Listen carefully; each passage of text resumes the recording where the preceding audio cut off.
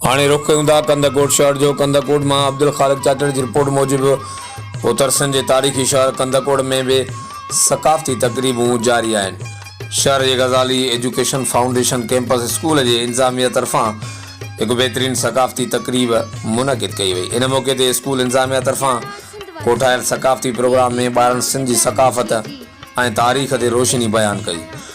इन मौक़े ते शागिर्दनि तोड़े शागिर्दाणनि मुख़्तलिफ़ मज़ाया खाका ऐं क़ौमी गीतनि ते टेबलोज़ पेश करे आयल महिमाननि खे ख़ूब मुतासिर कयो ऐं गॾोगॾु क़ौमी गीतनि ते झुमरियूं पाए ख़ूब ख़ुशी जो इज़हार पिणु कयो।